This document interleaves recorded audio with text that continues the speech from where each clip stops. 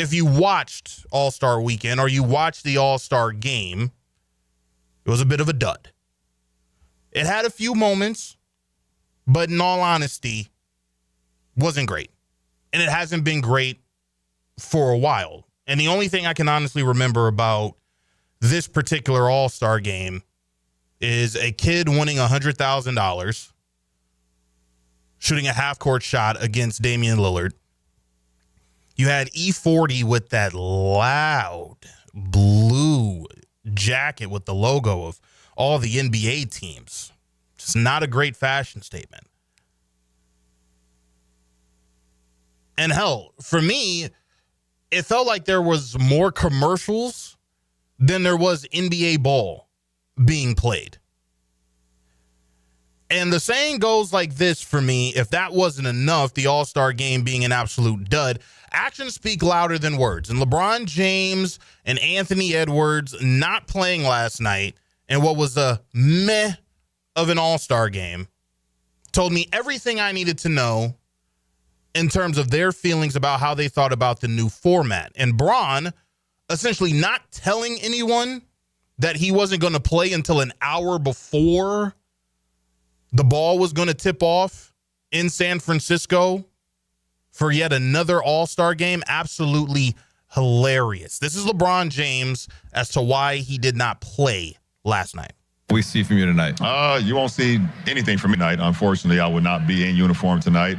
Still dealing with ankle and foot discomfort, so I will not be playing tonight, unfortunately. I hate that, but I'm looking forward to seeing the format. This is the first year for it. I know we got a lot of great, call us the OGs. That's hilarious. Honestly, what that sounded like to me, you're trying this new format on us. There's 4 teams. One of those teams being a Rising Stars team that played on Friday. We play our games to 40. No, thank you. I'm going to get healthy. The Lakers as a team, we have a game on Wednesday. I get to play with Luka Doncic for 30 more games before the playoffs. And I honestly believe I have a shot at winning my 5th ring. And that's the face of your league, ladies and gentlemen.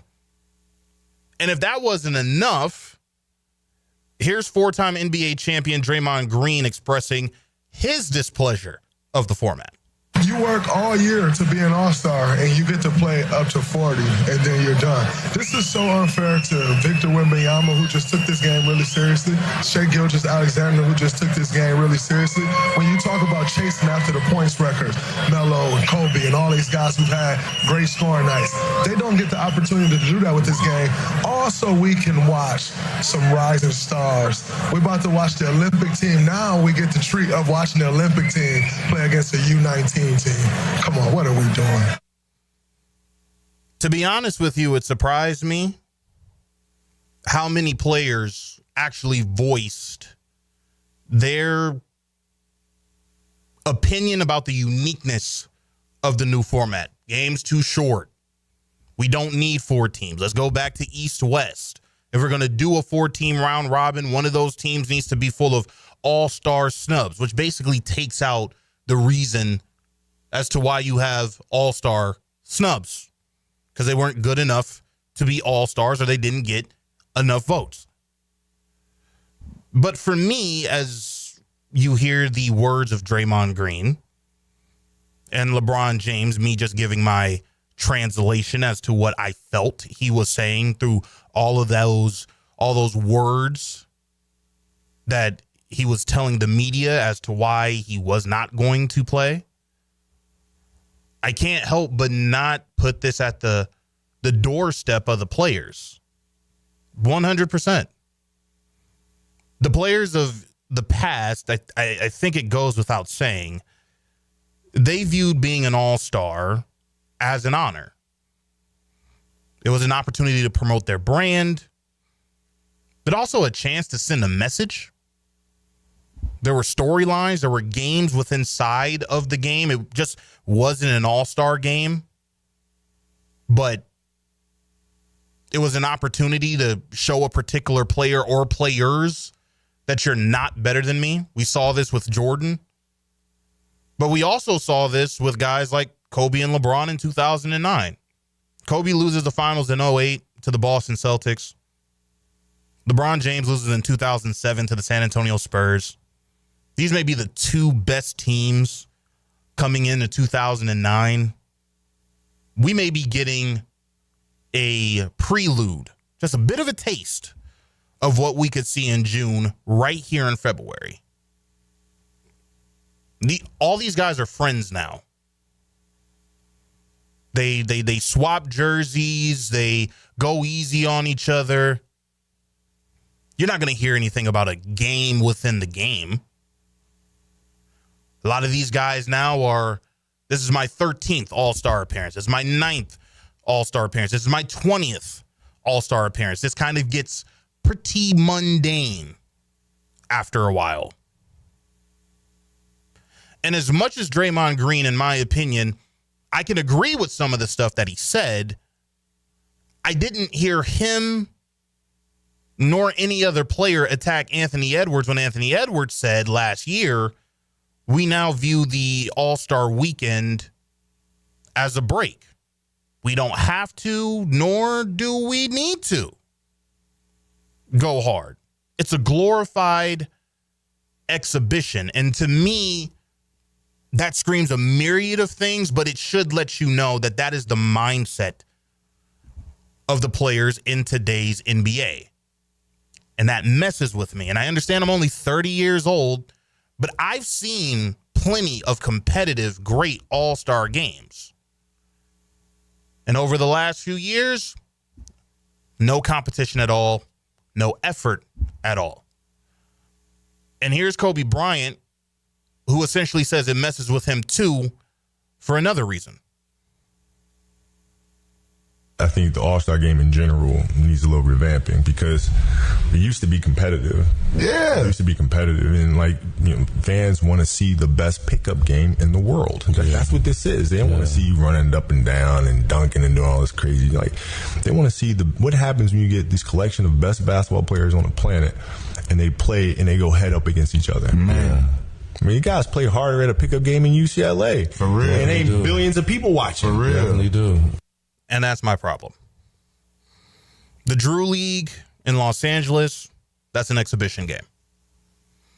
Jamal Crawford's crossover league in Seattle, exhibition game. Playing at Rico Hines' invitation only pickup games at UCLA, those are pickup games. Those are exhibition games. They honestly mean nothing. Team USA, when they had those tune-up games before going to the Olympics, that was you understand. However, those games seemingly, to me, are taken more serious than an NBA-sanctioned exhibition. And why? Is it because you have love for Jamal Crawford, who says, listen, man, I need you to come out here to Seattle. We don't have a team here anymore. And the kids would love to see just a few of their favorite NBA players do what they do, even if it's for one day. It would mean a lot to me. And it would mean a lot to them, too.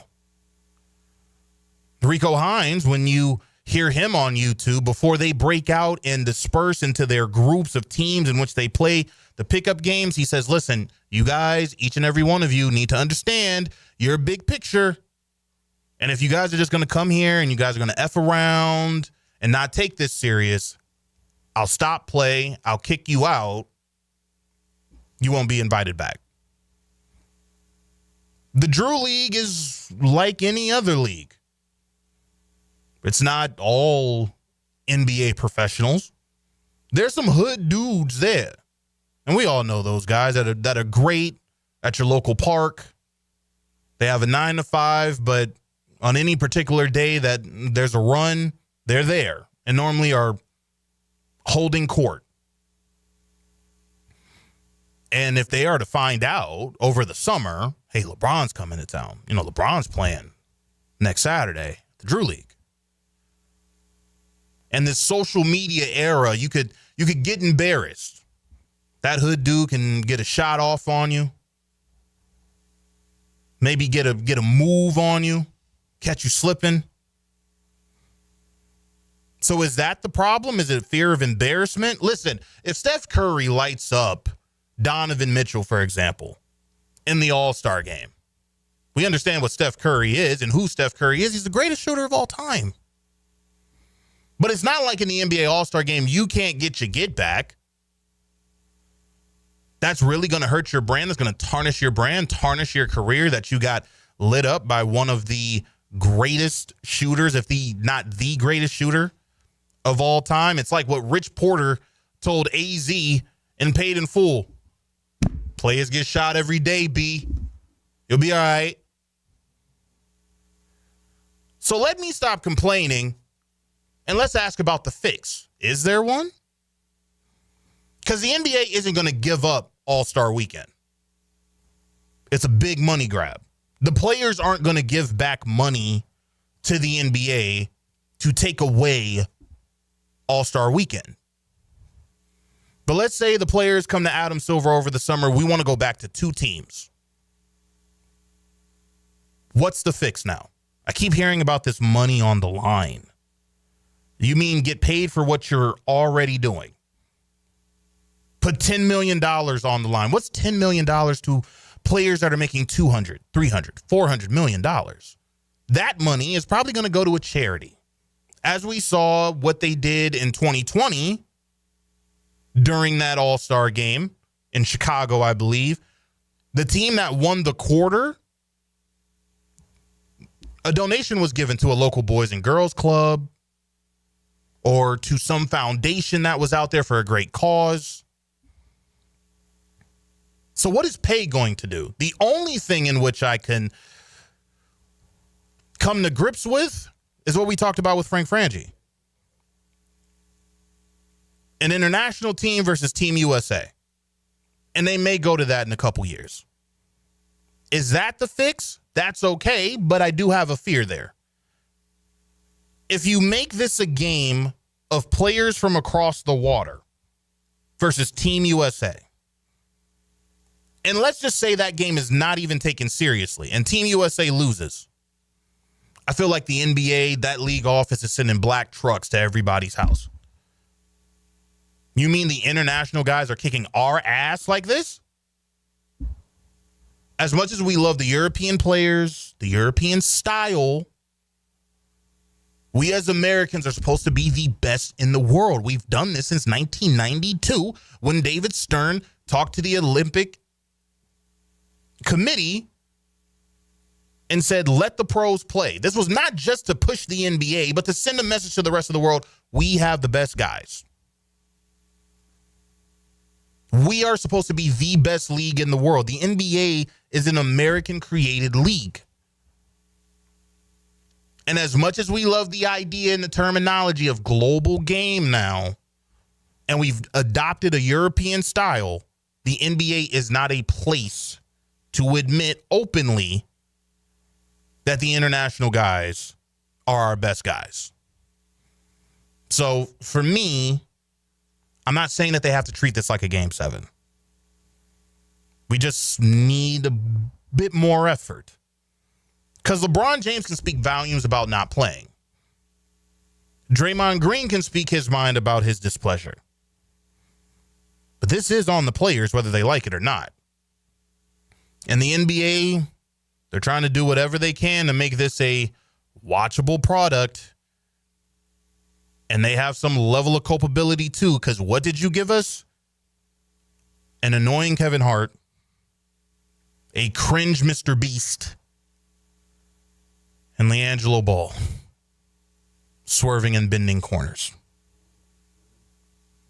Don't do that to me, Dylan.